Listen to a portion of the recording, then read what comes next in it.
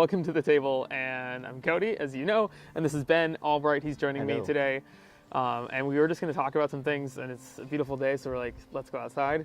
Apologize if there's dog barks, because who knows, that can happen. We're outside. Maybe a hawk will come down and eat our brains. That'd be cool. I mean, like, if you gotta die, hawk death? It's not a bad way to go. That's true, I guess. Ben, tell us a little about yourself. Like, if you were to describe yourself using 3 adjectives, what would they be? So, yeah, I'm Ben, and 3 adjectives. Pretty cool, pretty handsome, and spicy. Have you ever ridden a Segway? I have never ridden a Segway. Neither have I. I've never really wanted to, though. No? No, because I've been places where it's like, you can rent a Segway. I'm like, no thanks. No, but, I mean, you see Mall Cop, right? Yeah, I have absolutely seen Albright Mall Cop. You never, like, wanted to make a stunt Segway video, like in the... Dude, that'd be pretty sweet. That'd be cool, like, soup up a Segway and then just take it to a skate park or something.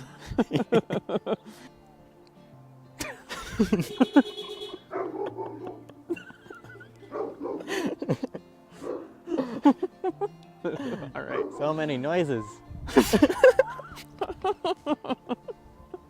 We're here today not around a table, but I just wanted to talk to Ben about some things that I think are really powerful when it comes to our faith. And it's the idea of of remembering God, communion.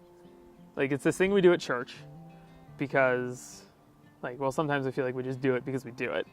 But there's a reason behind it. It's a meaning. There's a meaning behind it. Like, Jesus is sitting at this table with his disciples, these people he'd spent like the last 3 years with, and he knows what's about to happen. Like, he knows that later that night he's going to get betrayed into the hands of the enemy. Later that night he's going to get given over to the Roman guard, and that's going to be the start of the end. But he decides to take this time out of his busy schedule, out of what he's doing, to just be there with them and talk to them. So talk to me a little bit. What does communion mean to you? To me, it's just kind of like a time to remember that whole situation and then just what Jesus did for us, and then kind of just remember what that means for us right now, that because of his actions there, that we can live in the freedom of forgiveness. Anytime that you're not focusing on something, it's easy to just kind of let it slip through the cracks. Yeah. I mean, maybe not so much that we've forgotten all of that, but it's good to have that right in the center, because it's not so much forgetting, just maybe putting it aside to focus on something else for the moment. Yeah. So do you think that we do that with our faith? I suppose that can happen from time to time. If you got something going on in your life and maybe God's not the priority at that moment, like he should be. I think anytime that we're facing a stressful situation where we look at it and we say, okay, here's the things that I need to do right now. I'm failing a math class, or I'm not doing great in algebra, or me and my friends are having a fight or whatever. And our first go-to response is, all right, this is what I need to do. I need to study, or I need to cram the night before the test, or I need to cheat off my neighbor's test, or I need to have a conversation with my friend. And in those moments, we are trying to control the situation, because we're going in at it with saying all right, here's what I need to do. And not that that's not bad. I think we all have a part to play in that. Especially with school, we all have a role to play. But are we going to God first? And are we saying all right, God, will you help me in the things that I need to do? And can I help? How can I remember in those moments that you're here and you've always been here and you're never going to leave me?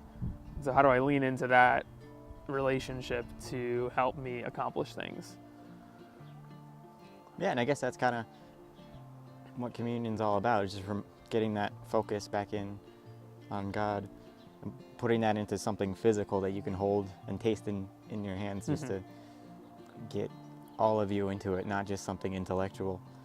Yeah, and I like that. It's not just something intellectual. If we look at communion as just oh, this is what it represents, versus like it's a moment that we're experiencing. I think that's something that's powerful in it, is that it's an experience that we can take with us outside of that moment, and that it's something concrete that we can look at and say, like, here's me doing this, and here's how I can do that every day.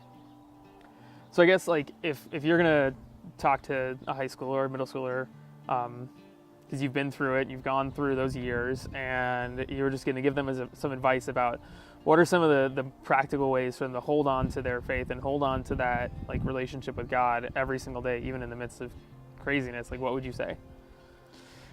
Just spend time in prayer. I mean, maybe it doesn't have to be like every morning you're folding your hands for like an hour or whatever, but just find those little moments just so you can talk to God and just bring your stresses and all your worries to Him, and then just getting into the Word, trying to do that daily. That definitely helps.